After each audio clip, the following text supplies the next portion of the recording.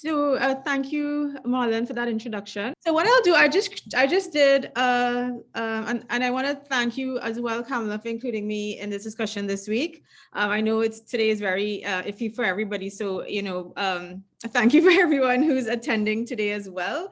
I prepared a short presentation just so, Marlon, I would speak through some of those acronyms and what they mean in a context. It shouldn't be more than less than 10 minutes. So I think it'll be a good starting point. So I'm just going to share my screen and hopefully I get the technology right as well. So let me just go ahead and share. Yes. Okay. So I'm just going to run through this presentation really quickly. So this is just so basically, this is just Republic Finance Holding Limited at a glance. We employ close to 6,000 employees, and there seems to be a skew towards more women, which is a good thing.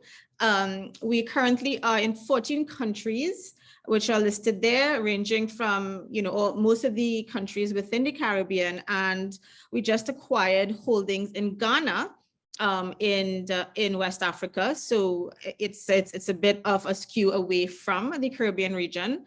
We have 127 branches currently, and of course the bank is growing, so more is being added to that as we speak. The priorities really that and what Marlon touched on in my introduction is what the bank has signed on to internationally, and of course what we plan to do internally as well. So I am responsible for charting the way forward for the bank, for the entire group, for our ESG, environmental, social, and government strategy. Now, this is a strategic imperative of the group. The board and the executive has decided that this is where the bank wants to be in terms of managing our risk, fielding opportunities, looking at our moral compass, and of course, dealing with the serious issues that face us environmentally and socially, which of course can impact negatively on the bank. And we're doing that in several ways. So on one end, internally, I am working with the entire group to set up the ESG parameters, looking at it from the different departments and units within the organization, and really embedding it and mainstreaming it as a strategic imperative for the group. And on the other end, we have also signed on. We are the first domiciled regional bank to do so. We've signed on to the United Nations Financial Initiative. So Marlon, the United Nations Environmental Program has these financial initiatives whereby they hope to really make a dent into the international issues regarding climate change, ESG, from a realistic perspective, because obviously in order to achieve all the goals and targets that would have been set out by the United Nations, the Conference on Climate Change and so on, it has to be funded properly. The money has to be available. Banks need to work in tandem with government policies. Otherwise, the people responsible for really emitting the most carbon dioxide and so on into the atmosphere really would not be able to stop doing so if they are not supported by the banking sector. So the Republic has signed on to the principles of responsible banking. We have done so with, I think, close to 200 banks within across the globe. And, we have agreed to 6 principles, which we have to follow and report on regarding the principles of responsible banking. In addition, we've also signed on to the Net Zero Banking Alliance, which states that all signatories have to achieve net zero banking by 2050. Now, this is net zero carbon emissions internally via our ESG program, and of course via our external stakeholders, where it may be clients, investments, our lending portfolio, and so on. So it's a very big task in that regard, and that's why, you know, we're really trying to get it right internally with our ESG programs, so that we can translate this message accordingly to our external stakeholders. And of course, the bank has also signed on to the Sustainable Development Goals, and the bank has basically assigned separate SDGs to each territory.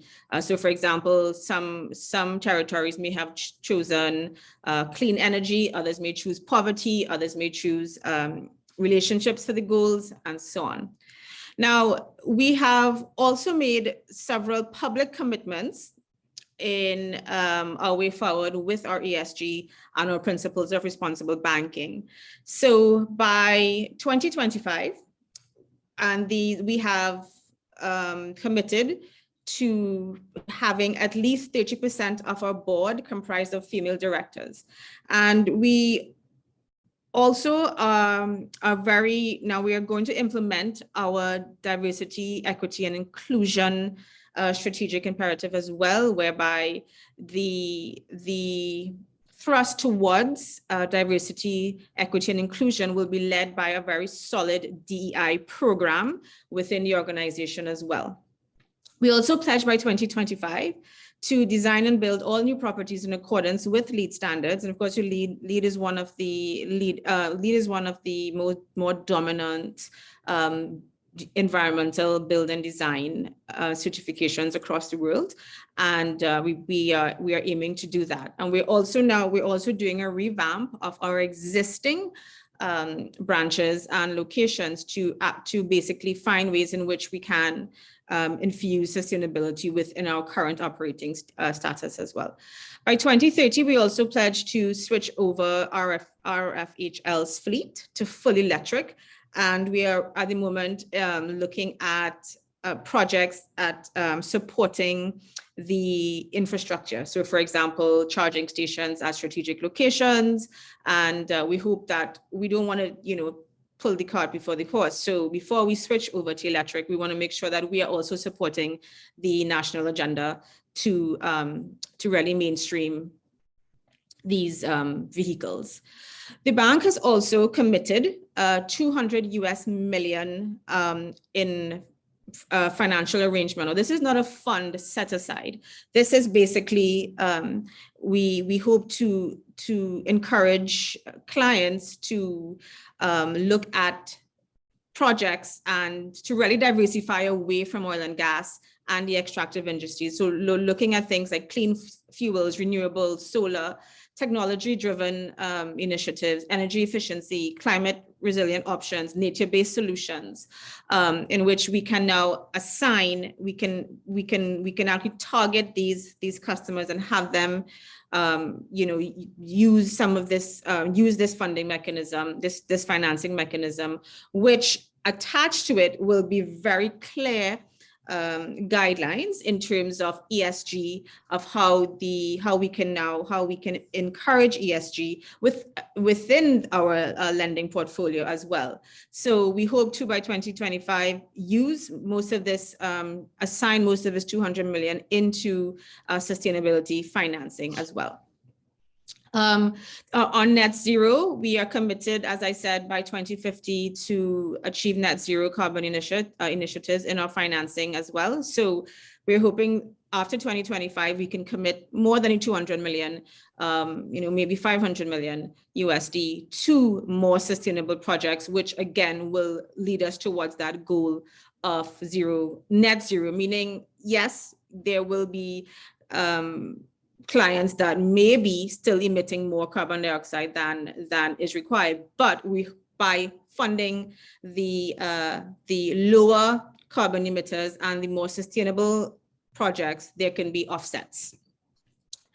As I mentioned before, each territory would choose the most significant SDGs which fall into their demographic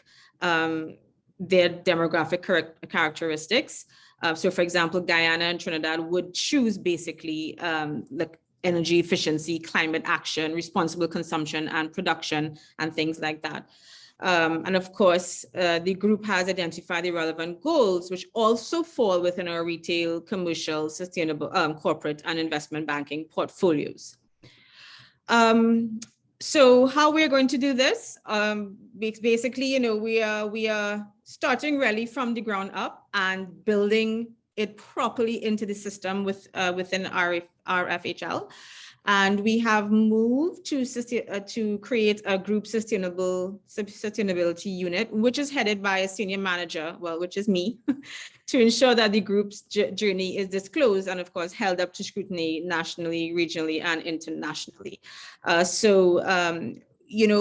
intent really is to report not only via our local mechanisms such as our annual reports and so on, but to report internationally via one of the internationally recognized standards, such as the Global Reporting Initiative, to really, put what we're saying into absolute transparency.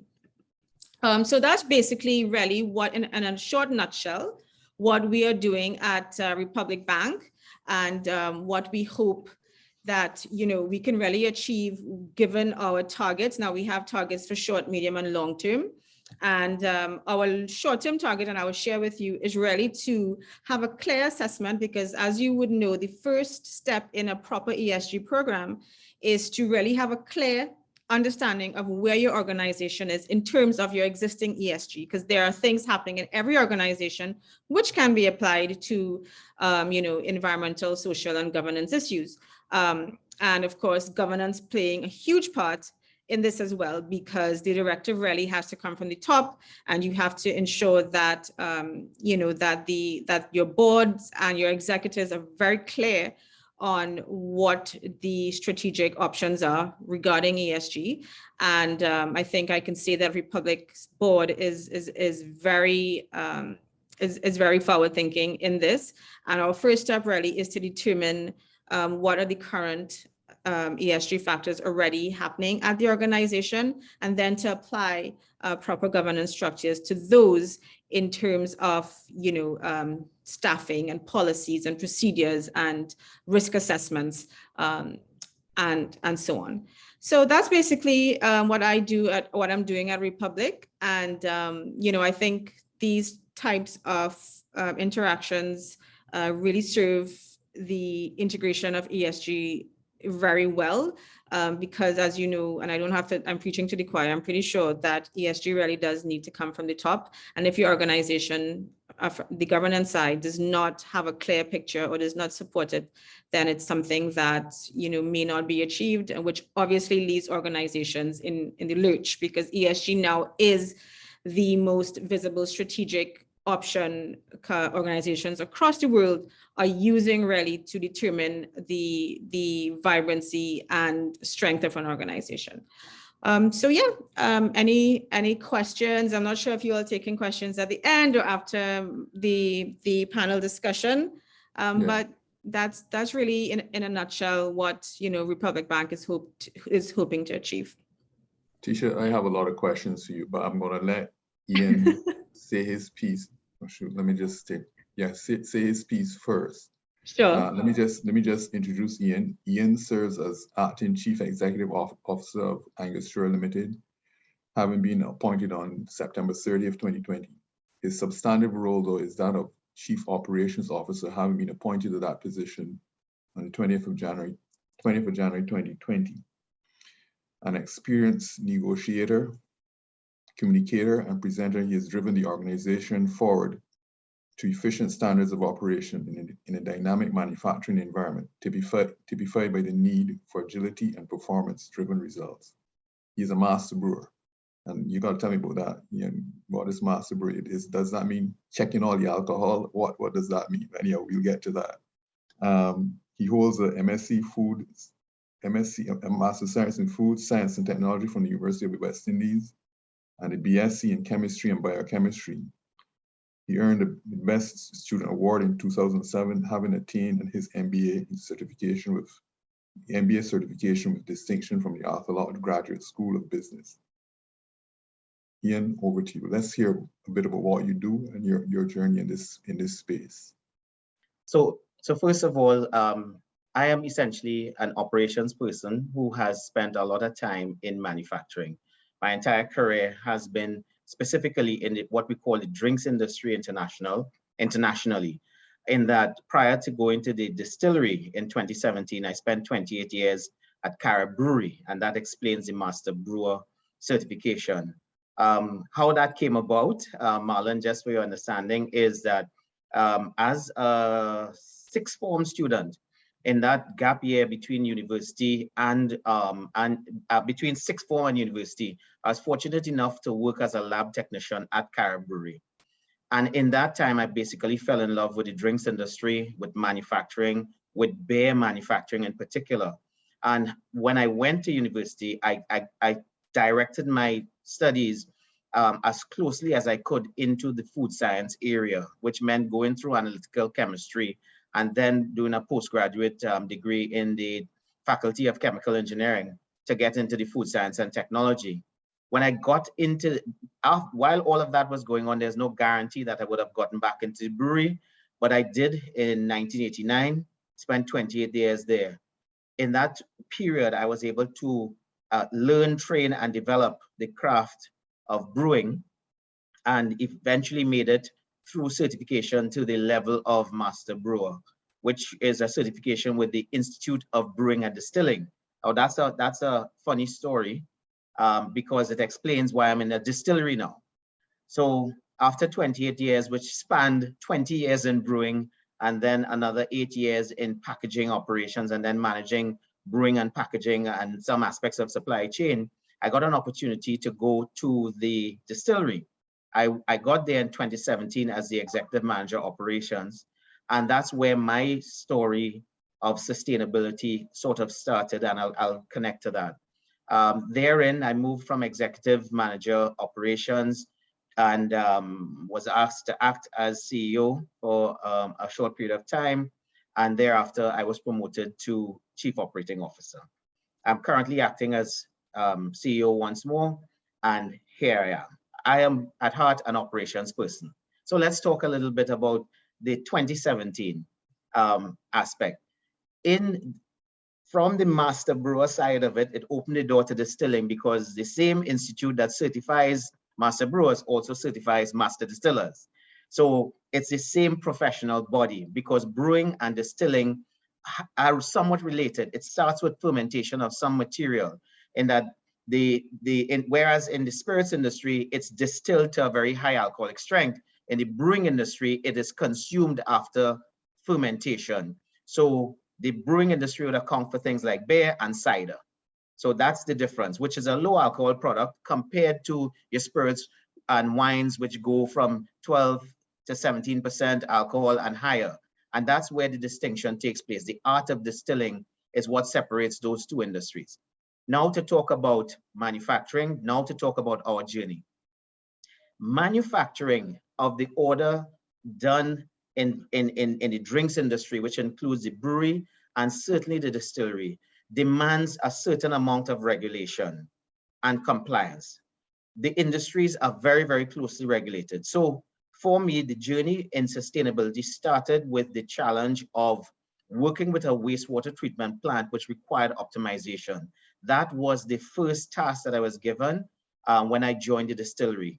After a short orientation in the morning, I was sent by my CEO to go down to the distillery and work on the wastewater treatment plant. And I worked on that wastewater treatment plant to optimize it from 2017 until we recommissioned and re-optimized the plant sometime in, we started the project in 2019, got a little derailed with COVID, and by August 2020, we started up the plant. Why is this important? Because in manufacturing, you cannot get away from the sustainability issues. You cannot get away from compliance issues, which root themselves into the very heart of ESG. So let me give an example. The distillery is ISO 9001 certified to 2015. The distillery is ISO 14001 certified. So we are in the heart of sustainability and environmental management. And in addition to that, because the 2015 standard, the ISO 9001 2015 standard, paid particular attention to sustainability, our ISO audits were already driving us towards compliance and towards specific plans in and around sustainability. So long before the whole discussion at the ESG level, from the standpoint of compliance and from certification, we had to think that way, at least on the environmental and the sustainability side of things. The social I'll come to separately. Now, the other aspect of a company like Angostura is the fact that it is, in fact, a global company. Angostura Bitters is in 170 countries throughout the world. Angostura's rums are in about 50 countries throughout the world.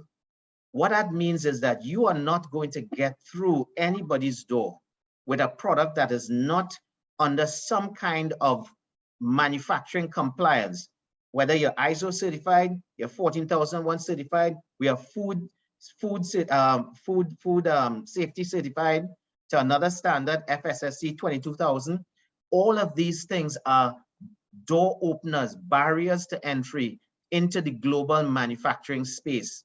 So compliance is important. And in addition to that, compliance, which especially in European and developed countries, is looking at you as a manufacturer from many, many different angles, meaning that you must be an ethical producer, a sustainable producer. These sorts of barriers for entry mean that a business like Angostura must move in the direction of compliance. So compliance was driven before the ESG conversation. I like what Kamala said when she said we are getting into discussing the conscience of the board. The conscience of the board is that you're in a business that is making money. You can't be making money at the detriment of the planet, at the detriment of society, at the detriment of your neighbors, of your country, and so on. And indeed, that is something that we were always compelled to comply with. And now, with the conversation around ESG, what it does is it takes what we were doing in different areas and puts it into a framework. And the ESG conversation in Angostura evolved precisely as you have defined it and described it. It became something that became a bit of an imperative that the board was now saying, hey, what are you guys doing? What's happening? We're not hearing about ESG. Listen, we want to hear about ESG. We want to report to our shareholders in ESG. You need to go out there and develop a framework. So that's how the conversation started, precisely as you're indicating. The thing I have to say about Angostura, though, is that the elements were already there, and the elements are there and are now being put into context for consistent reporting at the level of the board of directors, all in one framework, and subsequent to that, to the shareholders. I'll give you an example of what I mean. One element of sustainability, for instance, would have been looking at your product and packaging design and reducing waste. We've been doing that for years because we have been pushed by ISO 9001 to do that. Reduce your packaging, reduce your waste. Another aspect is looking at energy emissions and climate change.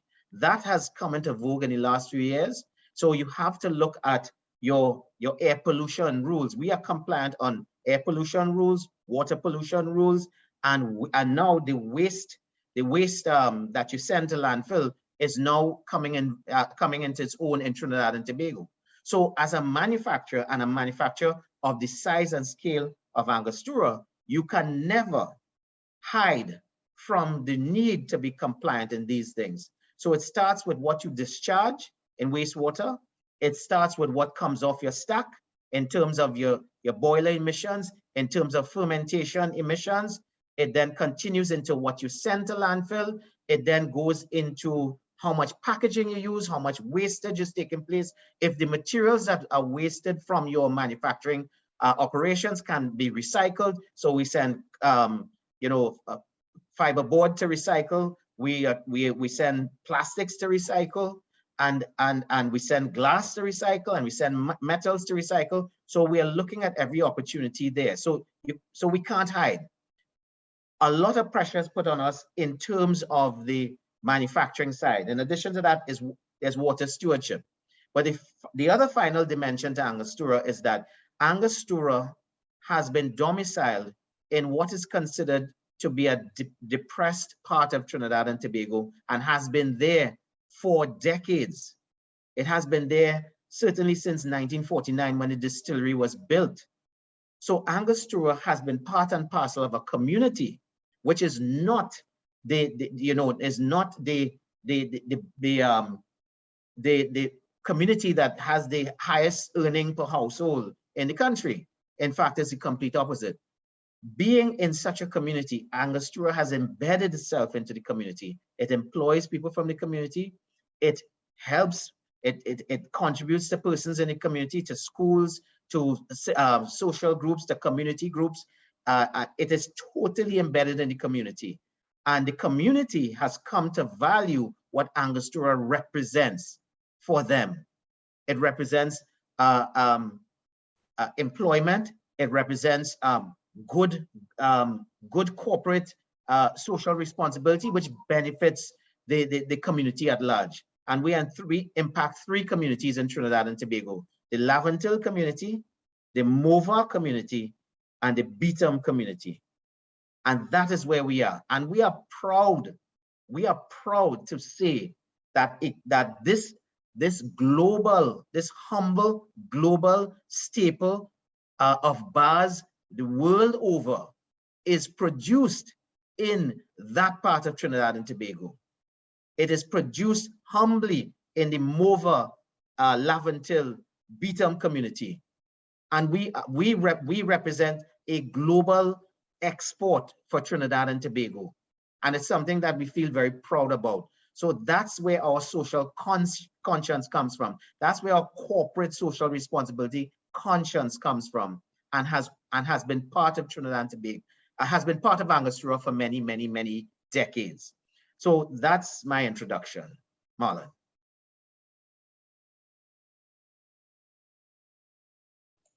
Thank you, Ian. Thank you very much. And it's always good to hear these things, and I can hear the passion in your voice as it relates to what you're doing. And that obviously augurs well for the business as a whole going forward. Now, I'm going to ask a question. It may seem obvious from my perspective on one side as it relates to Angostura, but I want to hear both from you, Ian and Tisha, exactly why this direction as it relates to sustainability. And before I start, let me just read a definition from the EPA, the Environmental Protection Agency of the USA, just having a definition for sustainability. Everything that we need for our survival and well-being depends either directly or indirectly on our natural environment. Sustainability creates and maintains the conditions under which humans and nature can exist in productive harmony. That permits for fulfilling the social, economic, and other requirements of present and future generations. Sustainability is important to make sure that we have and will continue to have water, materials, and resources to protect human health and our environment. Trish, I'm coming to you directly. From a manufacturing perspective, you can hear all the reasons why Angostura is doing this here, needs to be in this sustainable mode because of the markets that they're penetrating. Help me understand, and maybe you have, help me understand, why is this so important to Republic?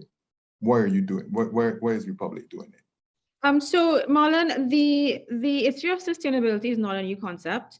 I think science recognized since the 60s and 70s that our current modes of industrialization and how we do business is not sustainable. Sustainable really means, in essence, that there needs to be a balance between surviving economically, which obviously realistically we have to do as countries, as people, but that should not be at the detriment, as Ian said in his presentation, at people, at the environment, and of course, life as we know it.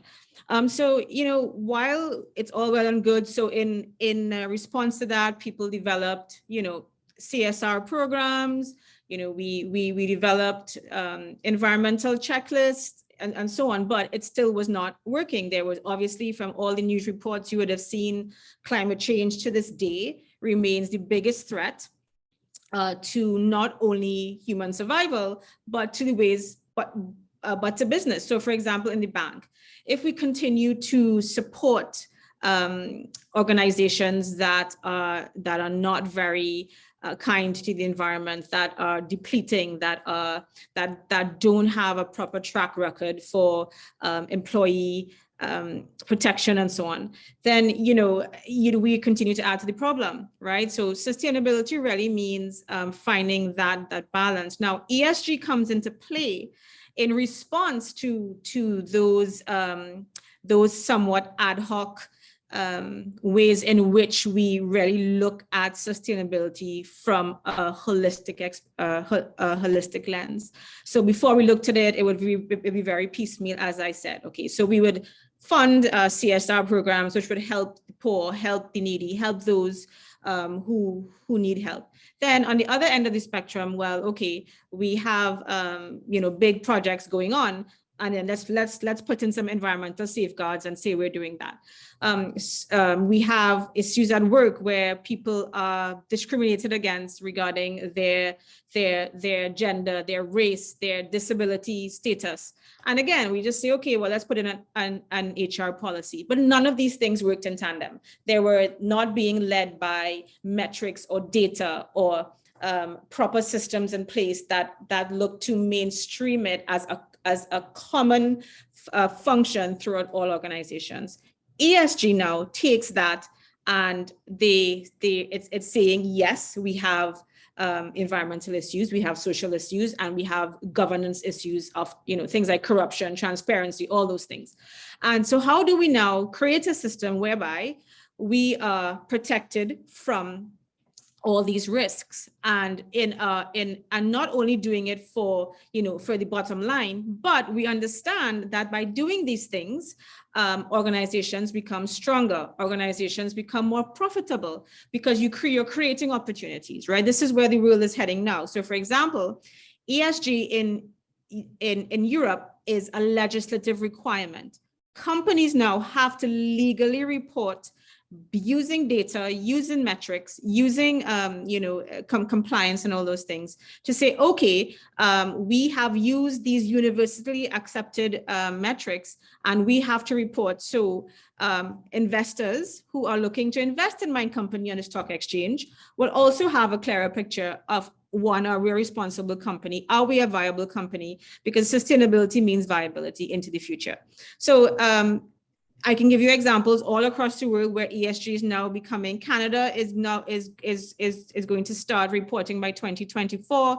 The US has an overall arching ESG policy that they're going to implement. Even China has an ESG reporting facility in place now, because the world has accepted like this is where it needs to be. For the bank's perspective, we are doing it for a variety of reasons. And I need to stress here, and I will close up quickly, that ESG, people think that it's either CSR, as I said before, or only environmental issues, right? But it's not. ESG spans the gamut of the issues that any organization faces that brings them a lot of undue stress with risk.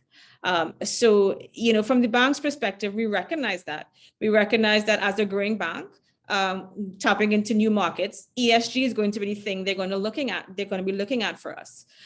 Two, we sign on to all these agreements internationally with people like Citibank, Bank of America, you name it, TD Bank, all these big banks that are already really trained and sophisticated and mature in their ESG programs.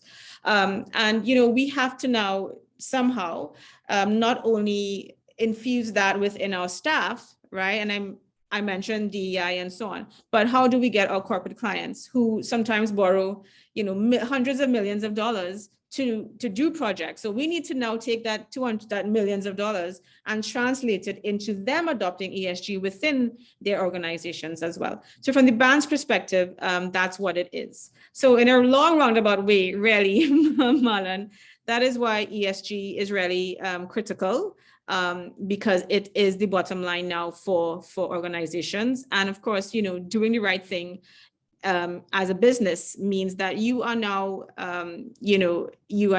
obviously open to scrutiny and, further opportunities for your organization as well. Ian, I can come to you on that, but I agree with you wholeheartedly, Tisha, because the other thing too is we have to look at the generations that are coming up now. Exactly. Baby boomers like me, we understand these things, but we're saying, well, we ain't got too much time on this planet.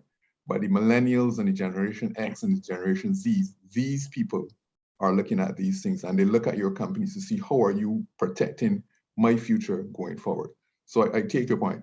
It was a rhetorical question. I asked the question because I wanted to hear it from you and understand clearly what the thinking was from the thing. But going forward, people are asking these questions and trying to understand what companies are doing, particularly the younger generation, as to how are you going to take care of my future, my resources I need going forward. Ian, do you want to add to what Tisha says as relates to why? I mean, you gave me all the reasons, the different standards, the ISOs and certifications, but help me understand, even at a board level, what has caused people, your board, your people to think this way and move in this direction? Right, certainly. So first of all, I want to say that that Angostura is a client of Republic Bank, and I really admire what the bank is doing based on how Tisha put it over, and I believe the bank is really taking a leadership role, and I'm really, really have the greatest amount of respect for the reasons why the bank is doing this. So I must say I'm very impressed. We're also customers of Republic Bank too here in Barbados. so you have a captured market here. Yeah. So kudos to the bank. The second aspect is you alluded to another aspect of it. Other than compliance, there's a question of the millennials and associated with that, curiosity about how the products they consume are produced. In the rum industry, it goes even deeper, because the rum industry is based on stories. It's based on provenance. It's based on where did you come from? What's your history? How did you get here? What's different about your rum making process compared to somebody else's? And those stories become things that you can sell. So on the one hand, there's the compliance. On the other hand, it's about becoming distinctive. It's about reputation. It's the things that appeal to customers who have a heart for such issues. Let me give you an example. We introduced a product in August of 2020 called Angostura Cocoa Bitters. Cocoa is something that is near and dear to us in Trinidad and Tobago, because cocoa has almost 100 years of history, much of it tied to the University of the West Indies, and prior to that to the Imperial College of Tropical Agriculture. And this humble institution in this part of the world has given so much to the world of cocoa that's unknown. And then you have cocoa farmers laboring in the field to an industry that has come near to death, that is now kind of going through a resurgence, by simply incorporating the use of our fine cocoa into a product that has the potential to become global. We are, in a sense, contributing by that very fact to creating some kind of industry for cocoa farmers. And that's the kind of conscience. So we could have developed another variant of cocoa, of bitters, perhaps, maybe pomegranate bitters, maybe something else. We chose to develop cocoa bitters because it resonates with our community. It resonates with our social circumstances. And for that reason, it's very, very, very important for us. So we need to, that's one example of how what we do could connect into things that matter for our people and for our region. Now, beyond that, it was felt that there was a need to take all these desperate, not connected efforts that the organization would be making in different spheres and bring it nicely together in one coherent framework that is easily visible and easily reportable. It's easy to see, oh, wow, you're doing all of these things.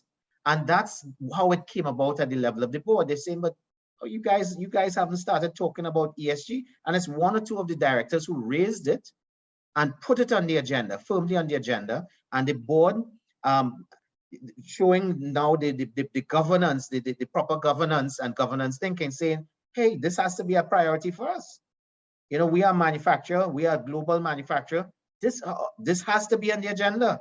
And the board immediately got behind it. So while we're doing these things, it's a question of putting it now nicely into a framework that you can see it consistently across all of the efforts of the organization. On the social side, not the environmental side, let me give you an example. Before the ESG conversation, Angostura found itself in situations where it would jump to the assistance of society based on what's happening. It's in 2017, for instance, we had, you know, that's the last time we had a hurricane pass through Trinidad. One that I remember, it was a Category 1. When these things happen and there are persons in need, we jump to the assistance of either employees, certainly that's obvious, but wider society where there might be need. Beyond that hurricane in 2017, we had a catastrophic flooding event in 2018. We again partnered with civil society, with groups that was looking to feed people, that were looking to get foods to persons who were inundated with floods. Now, these are, I say this only because of the fact that these are things that Angostura would naturally do, simply from the perspective of the fact that, listen, our customers is Trinidad and Tobago. Everybody around Trinidad and Tobago is either using some bitters or is buying one of our products. Even if you don't drink alcohol, you might be buying our Angostura Chill. We serve Trinidad and Tobago. Trinidad and Tobago has made Angostura what it is. If Trinidad and Tobago is in need, Angostura must be part of that. And that's where our social conscience comes from. So whether it was the pandemic in terms of the fact that that alcohol imports and other things, industrial alcohol could not be obtained externally, isopropyl alcohol could not be obtained externally because supplies had dried up because of the pandemic, we moved our potable alcohol into alcohol to manufacture hand sanitizers, and we gave them away. We gave them away to first responders, to government officers, to army, to police, to homes for the aged, to impoverished communities. That's something we did. Now, we did that happily because that's part of our social conscience. But Angostura had one other event in that same year that kind of went a little bit unnoticed, and it wasn't widely publicized. The greatest act of giving back to society for what it had given to Angostura, and the greatest act of that social consciousness beyond the boardroom, was when an idea was floated by the union. And we said, listen, why don't we take, this was 2020 pandemic, nobody's going on vacation. Why don't we take some of our vacation leave, convert it into a pool of money and buy food for Trinidadians and Tobagonians who are suffering? So we started, and everybody's giving up vacation days from the top to the bottom. And then we realized the pool is building. And then one of our executives said, guys, I think we could hit $1 million, you know. I think we could hit $1 million with this. We gave up a vacation leave. Ordinary rank and file employees from the bottom to the top of the organization gave up vacation leave, which was because vacation leave is a liability, a financial liability. which we converted into a pool of funds, which we took to buy foodstuffs to give to persons in impoverished communities. And we created a hamper, the likes of which I don't think any organization has ever given to anybody in need in Trinidad and Tobago. That was one of the proudest moments, because it didn't start in the boardroom. It started out of the social consciousness that people were suffering in the middle of this pandemic, losing their jobs, being furloughed and so on. And the employees of Angostura saying, listen, we're blessed and fortunate to still have a job and to be, you know, supported by our organization. Let's think of our brother in need. So that the ESG has the ability to flow out of the boardroom into the social consciousness of the organization. It's bigger than something that we sit down and say, well, listen, we need to be responsible, and you know, we should be doing this as a board and as a company and so on. It has the ability to permeate the organization, so that when people are in need, ordinary people are in need, the organization reaches out at all levels. And that would have been one of my proudest moments as an employee of Angostura, that we had that kind of coming together to impact society. And it was not that idea was not pushed or created by the boardroom. It was created on and shared on the floor, and working hand in hand with the union, we got behind it.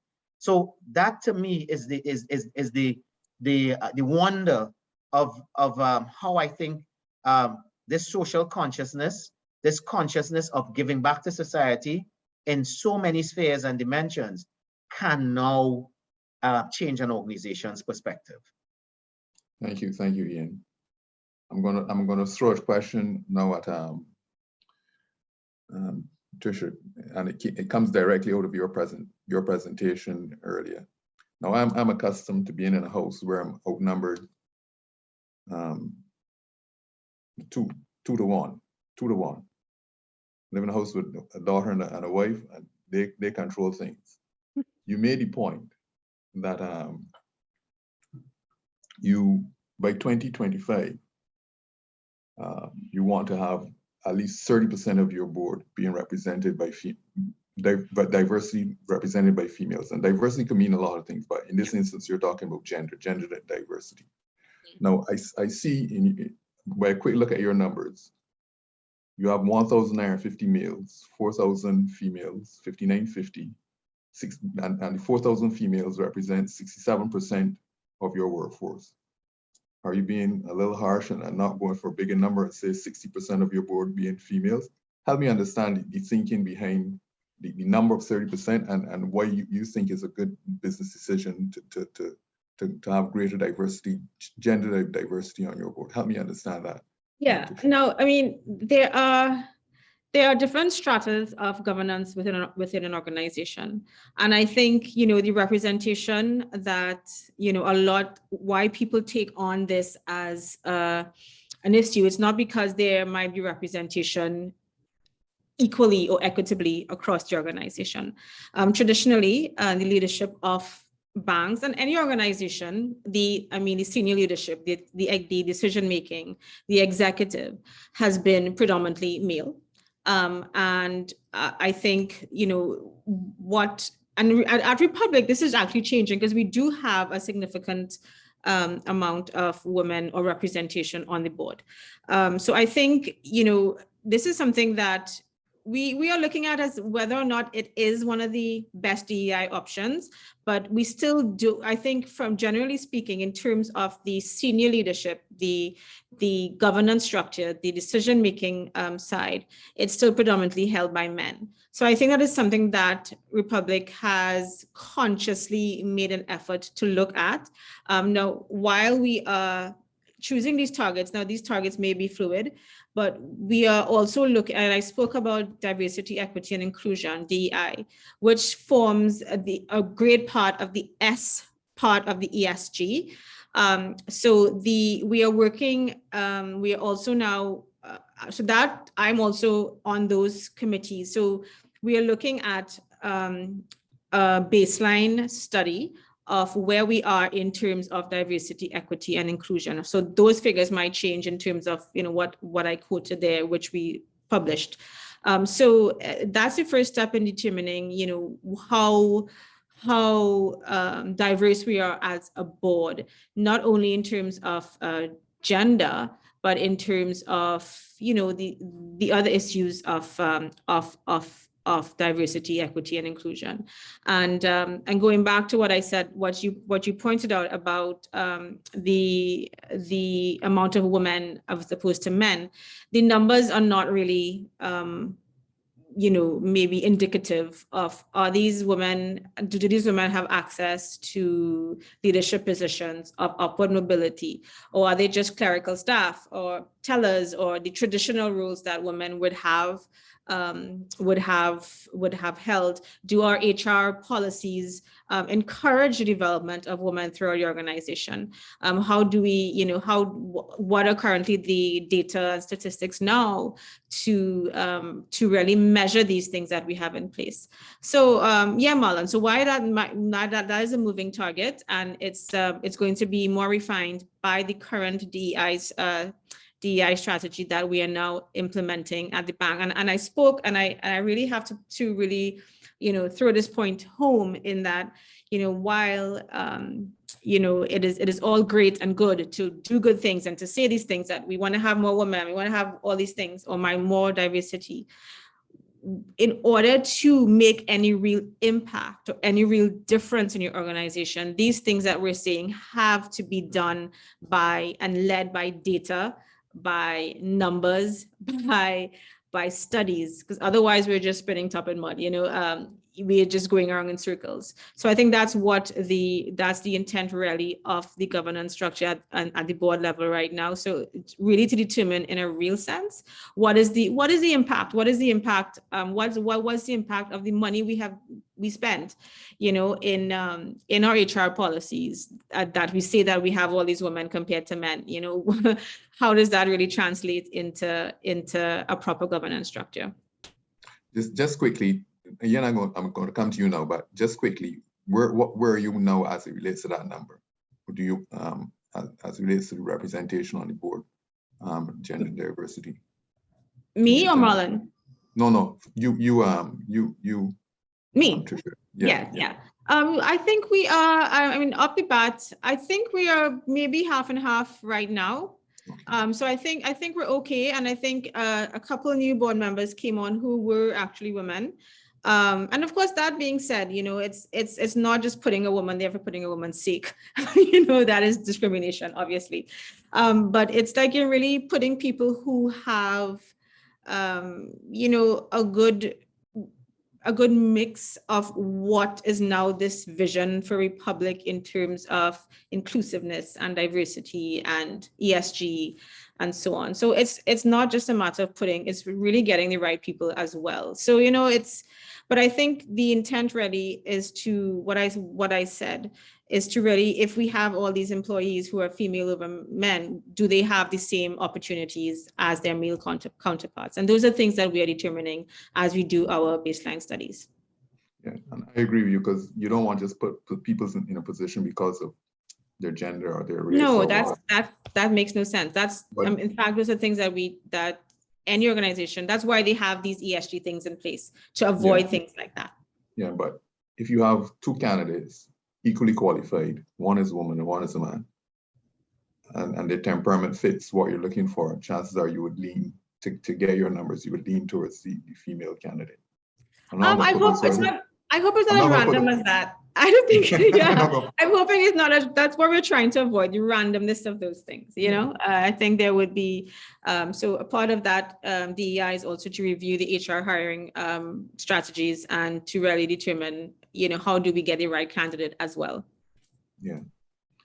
Ian, add to that for me, please. I want to hear your perspective. Sure, I would be happy to share our perspective at Angostura. Currently, 57% of the board is female. The board currently consists of 3 men and 4 women. And that would have been as of, let's say, January of this year.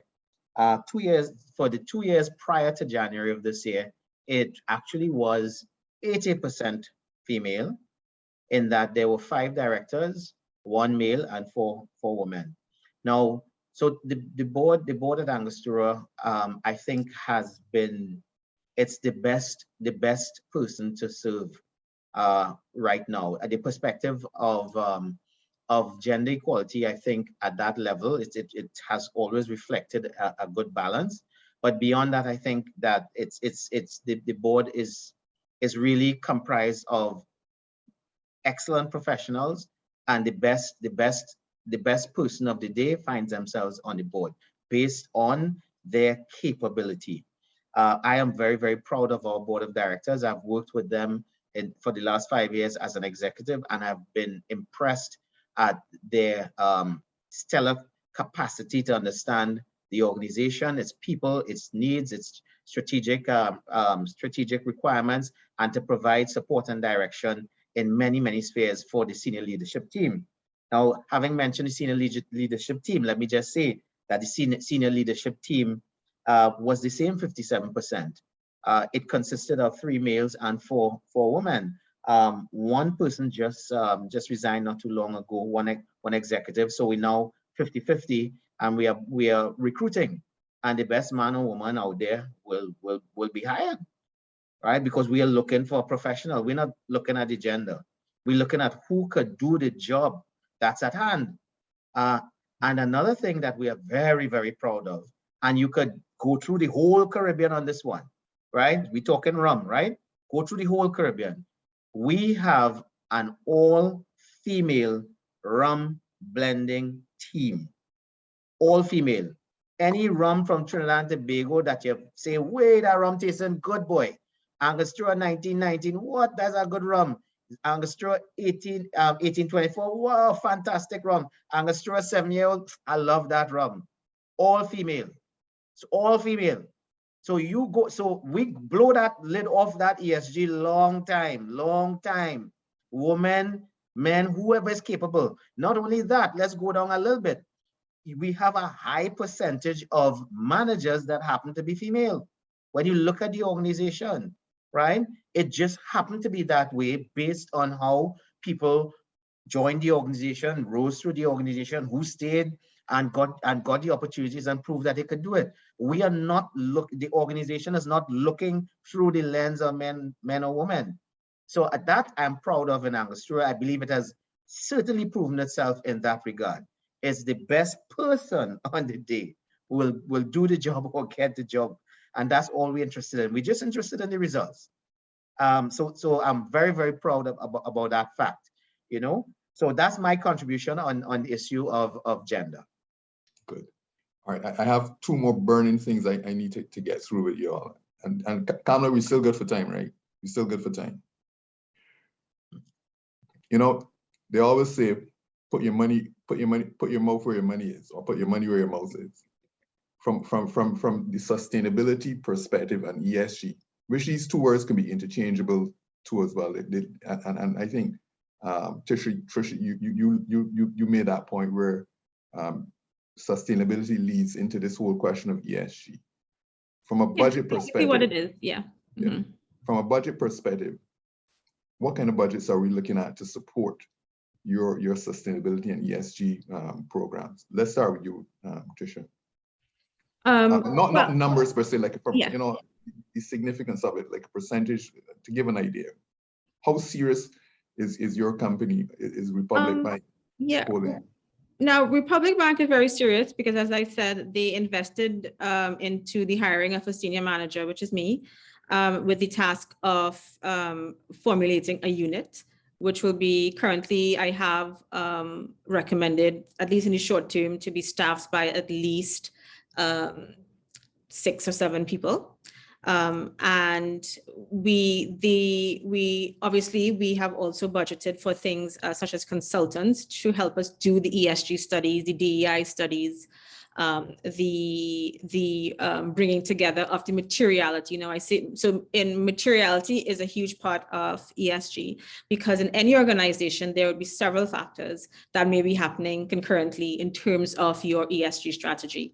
What materiality does is scientifically, through data and analysis, is bring out what are the main things that are important to your organization. So for Republic Bank, we may find that gender equity might not be the biggest issue, but but disability and access to staff who are differently abled might be something that is of importance. So the bank is very serious in what's in that aspect. So we are, from a staffing and resource allocation standpoint, we are really putting the money where our mouth is and investing into the hiring and setting up of a department.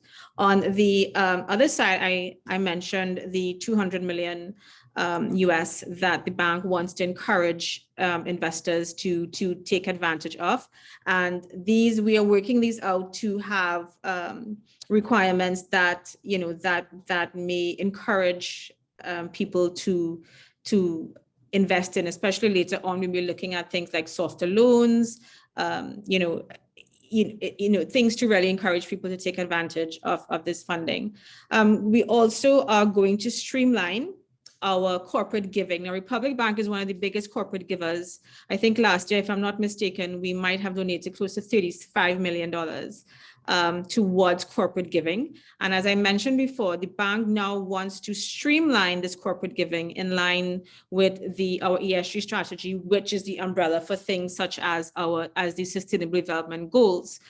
So, we are now going to rank and really analyze our giving in terms of how we really fulfill like zero hunger, zero poverty, education, access to all, climate change, all those things.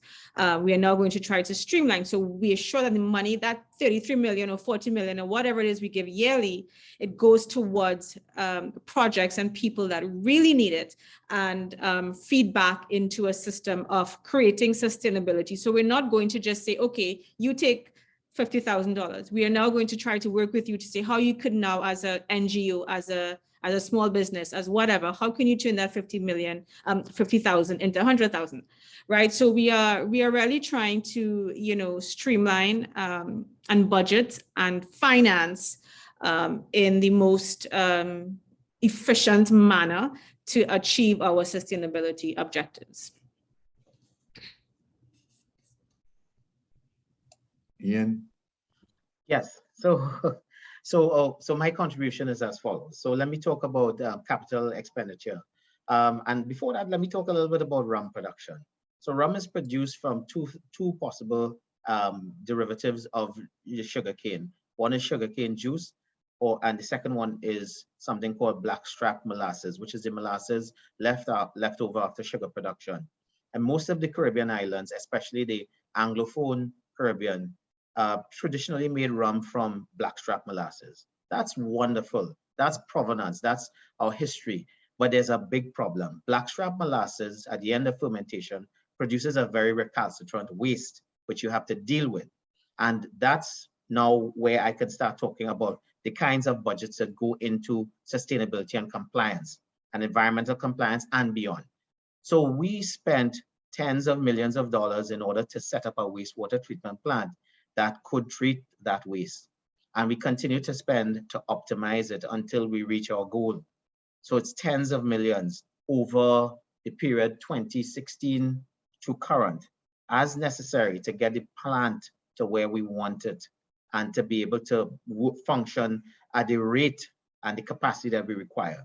It's primary for us for good conscience, for environmental regulatory reasons. We have no choice, but as a responsible corporate citizen, as a responsible global organization, we will pursue whatever strategies are required to ensure that we discharge a waste that is environmentally compliant. That is where we start. Then we move on to what are the next day opportunities. So for instance, we're contemplating a solar project. We contemplating a solar project because, hey, why are we sucking all this energy from the grid? And we have a lot of rooftop space. So maybe some part of what we're doing, we could subsidize. Now that's something that is easy for you guys in Barbados because you have a framework where you can set up solar and you sell to the grid and this sort of thing. That framework hasn't been set up in Trinidad yet, right? But notwithstanding that, listen, we're going ahead. We're not waiting for that legislation to come. We are already working with the Ministry of Public Utilities to apply. You can apply for a license. Same way you apply for a generator license, you can apply for a license to generate solar energy. We are going down that track. We've done a study, we have an idea of the budget, and we are once the license is granted, we are going to do it. Then the byproduct of our wastewater treatment process is biogas. Biogas can be used to generate electricity. Biogas can be used as a substitute for natural gas. Biogas can be used to generate heat via a boiler. Here's another opportunity. We already want to contemplate that opportunity. Our board is waiting for us to do the studies, come back with a proposal. You know, what's it going to cost? Here's an opportunity, generate energy. That's a wonderful opportunity. You know, that's at least that's a 8 to 10 million kind of project. We're looking at it. We will look at it and we will consider it. So that's just on the capital side. On the corporate giving side, which Tisha mentioned, we don't have the kind of budget that that Republic Bank will have. Of course, our budget is much more modest than that. All right, maybe $1 or $2 million for corporate giving, you know. But what we have done and what we are doing is we are lining that corporate giving up with the Sustainable Development Goals. And we went to the UN representatives say, hey, we do all this corporate giving every year. How could we make it more meaningful in the context of ESGs in terms of the Sustainable Development Goals, etc.? And we sought counsel from them in terms of the types of projects to pursue that are in alignment with the Sustainable Development Goals. So we started shifting the projects that we are doing to show that. One notable project was to work with an organization, I think, that's doing a garden, an urban garden. We have with other training institutions and so on. In other words, we want to do things where people can start to help themselves. It's not just a question of handouts. It's a question of investing in people and starting to build some kind of capacity. A capacity to do a trade, a capacity to grow your own food, some sort of capacity to learn. So we are bringing our projects into alignment. So, I mean, when you look at it, what I would sum up our situation as having many elements of what is required.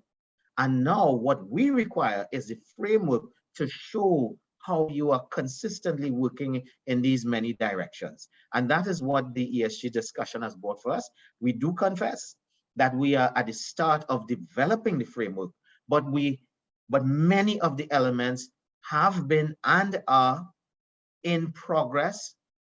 There's evidence that is being done, but it's not being reported coherently in a way that could say, oh, this is how far you've reached on your ESG journey. So that's where we are.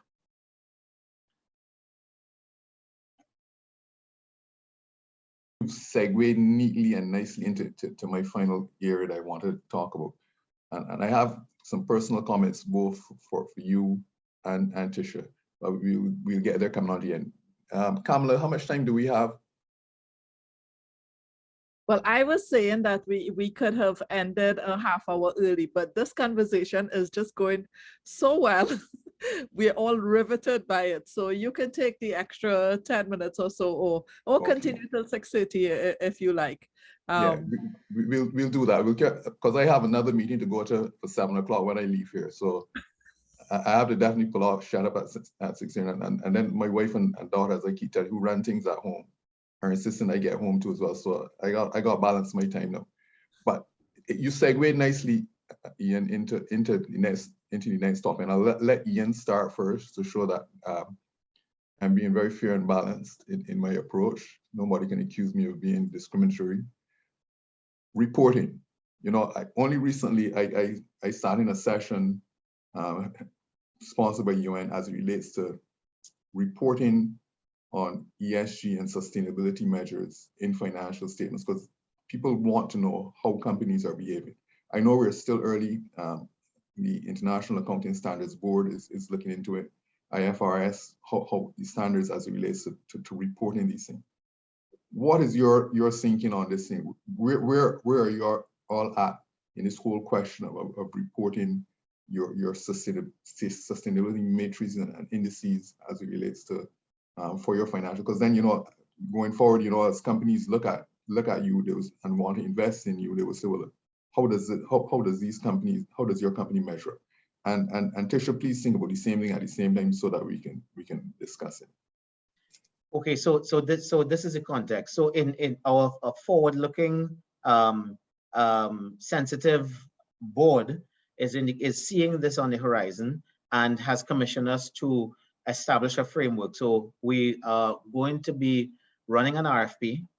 We're doing a request for proposals from organizations, local, regional, international, to work with us to develop a reporting framework. That's what we're doing. That and as far as that conversation is concerned, in advance of anything that IFRS may impose on us. In terms of reporting now, the reporting is evidenced within the context of our ISO 9001 system, not for the social, but certainly for the environmental and the sustainability and waste reduction efforts. So compliance takes care of our reporting, and our compliance reporting goes through our audit committee. They have an eye on that. And other aspects of our compliance reporting goes through our manufacturing and production committee. So we report to the board. We report to the board. We don't put it in our financial statements. We do mention some of it in our annual report in terms of, hey, what have we been doing in the corporate social area, in the environmental, in manufacturing. So it's reported, but it's not reported in the framework that I think is being contemplated from an international financial reporting perspective. So that is where we fit. So we are on the early journey to establishing it in the proper way, or in the way that is anticipated to be required by the time it's imposed on you, right? But reporting does exist right now in the organization. Tisha, can you help me here too as well? Yeah, I mean, so Republic Bank is also, you know, really building out our ESG reporting as well. Now, the thing with us is now one of the things that came out of last year's UN's conference on climate change was the requirement to have globally accepted standards for ESG reporting. And this is why the EU, for example, because all of us within the region, most of us within the region and in the US, and who are signatories to United Nations, which is most countries in the world, we all have agreed to these things at the conference on climate change last year. So it's something that, as Ian said, is coming. The Europe and Canada and, you know, the richer countries who have more mature ESG campaigns in train, they already are now legislating it. So what Republic Bank hopes to get at, so right now we have reported our commitments in our annual report, which is a publicly distributed document. But going forward, as we develop our ESG strategy, and which is critical importance for us because we've signed on to the additional UN sector-specific commitments, such as the principles of responsible banking and net zero banking alliance, we are now, obviously, we have now committed to following certain internationally accepted standards, such as GRI or the Sustainable Accounting Board, SASB, that set globally accepted standards. Yeah. And of course, when the standards for international reporting come out for ESG and it's adopted by the UN, then those are expected to be the standards that we will follow. So we do intend to report internationally as well. Currently, we report through our annual report. We are hoping by next year to publish a sustainability report for our specific sustainable reporting, and now so the requirement, especially for things internationally, they prefer quantitative rather than qualitative reporting. So for example, we're not just going to say, well, we implemented an ESG system. We have to show through our financial structure, same things you asked before, Marlon, what is our budget for ESG? How much money have we allocated towards energy efficiency, to the things that we say that we want to improve? So if we want to improve, say we want to make our head office more energy efficient by the year 2025, we have to show by figures how we're going to do that. And that is a difference with reporting internationally, as opposed to saying, okay, well, we're doing this in our annual report and it looks nice, right? So that's where we hope to be by using our data and metrics to guide that reporting system. And again, it's as Ian alluded to, it is becoming legally required within and Trinidad and Tobago, we trade with the EU and North America, so we are going to have to comply because the EU, for example, is now adding a carbon tax to imports coming into their country. So for example, if Trinidad and Tobago, say for example, doesn't have a strong environmental record, we can be taxed because the pollution is originating from Trinidad and entering into the EU. So that's the thinking. That's how sophisticated the thinking is now. And so we're going to have by force to comply. So that's why, it's really heartening to see companies such as Angostura, who are big internationally traded companies as well, take that stance. And, and the intent really, Ian, is to, as my role becomes more clearer, is really to now work with our corporate partners, such as yourself, to see how we can now fulfill goal 17 of the SDGs, which is partnerships for the goals. Because this is how these things work, when we do things in tandem, as opposed to when we do things in a siloed approach. Marlon, if I may, I just wanted to add one thing on the issue of compliance. Please hold your thought. In the UK, packaging, you have to look at your packaging. So we have been mandated that you cannot use certain elements which are non-recyclable on your packaging. So for instance, if you have like a plastic sleeve over a cork, they don't want that on their shelves. They've indicated they're not accepting that. You have to come with something else. So I totally agree, Tisha. It is being mandated, right? So this is here and it's here to stay. Good. No, we go to conferences and we present, and we always, when we get home at night and we're reflecting on how we perform, we say, I should really have said that, but made that particular point. I'm sorry I didn't make this point. Why didn't I say that? Why didn't I retort to this question? Now, this is your opportunity now, people. I'm going to give you 2 minutes to think about it. In the meanwhile, I'm going to say my piece. The stock exchange only recently, so you're thinking, right? Not only the opportunity to get away from you. The stock exchange recently became a member of, became a partner, that's the word, a partner with the UN Sustainable Stock Exchange Initiative. And it's for this same reason, our board saw that we need to get our mind thinking in the direction of, how can we contribute to a more sustainable society? How can we play our part and encourage issuers and listed companies on the board of the exchange to do the same thing? So as a consequence, we've moved in that direction, and we're actually building out the processes. Now, you made a good point, Tisha, and the resources that we're like Angostura, our budget is a little smaller, and we're trying to get things done with the resources we have. But it's our intent, a clear intent and a clear will to do so. So that's just that. The other thing, Tisha, and this is specifically to you going through your presentation, I always see things listed in alphabetical order, and I was very hurt when I saw Barbados way down to the bottom of the list. So help me understand. Is this your Republic's thinking of Barbados as a jurisdiction and a banking partner? So, next time, I'm just asking, next time, do it by alphabetical order so that when somebody, a Bajan like me, sees it, they would feel a lot better. And then the other thing for you, Ian, on a personal note, I'm so glad, because I learned, I'm one of these people, when I leave work, I sit down in my chair at home, to unwind, and I drink a beer. And I know one of the good things about one of the key components of a good beer is water. So when you started talking about the water, how you recycle the water and you treat the water, and I said, well, good. I know I'm doing something good. So those are the two things I want to get off my chest: the water in the beer and the ranking of Barbados on the list.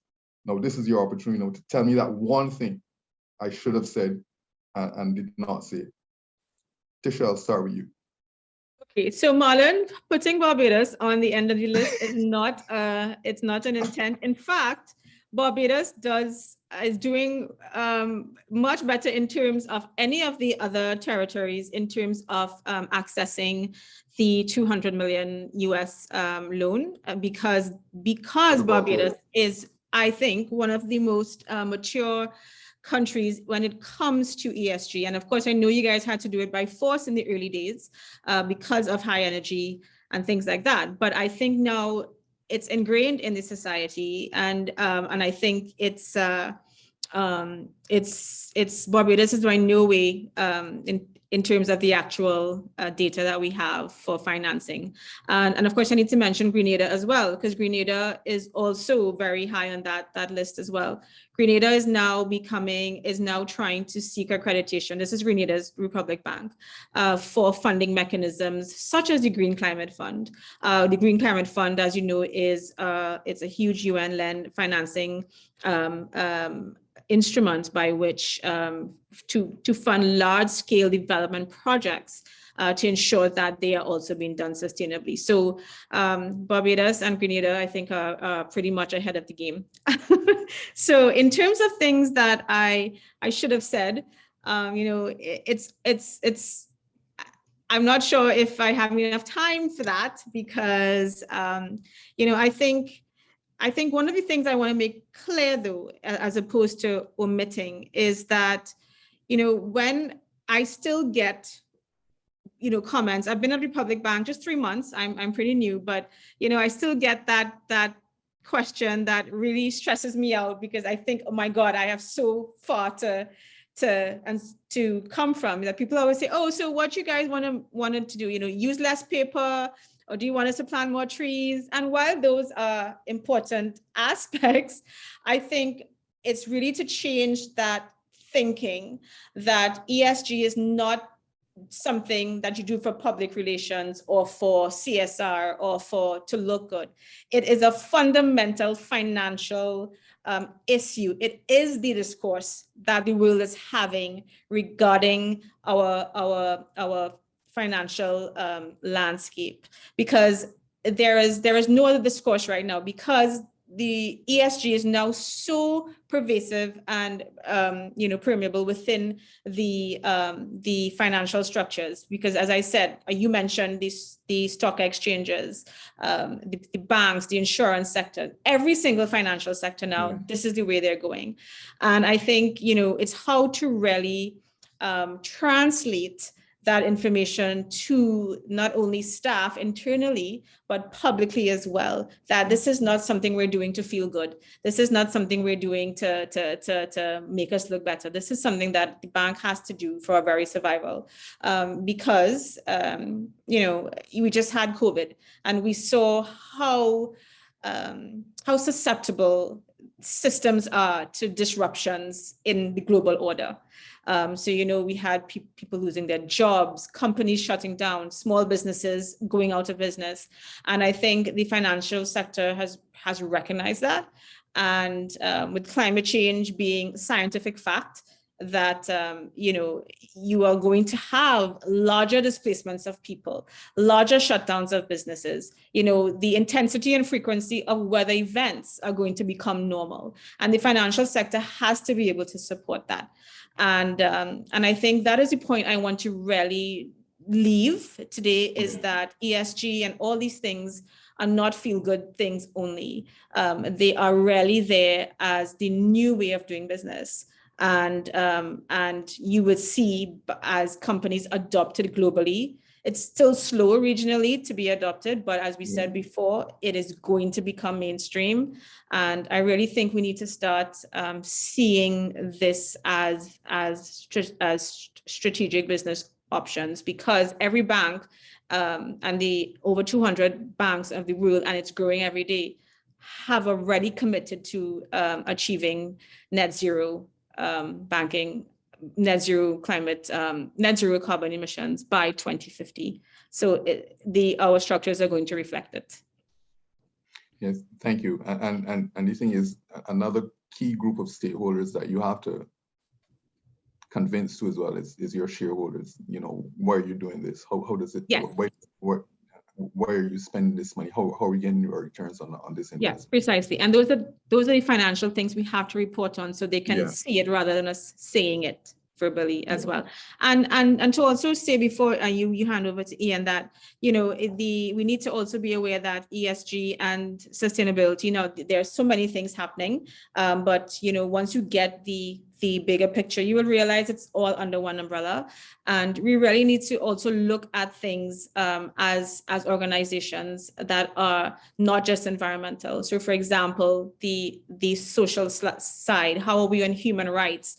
How do we support companies that still employ, like, you know, like child labor, and there's something now called modern day slavery, in which you know, people are working in sweatshops and stuff still that are getting nothing.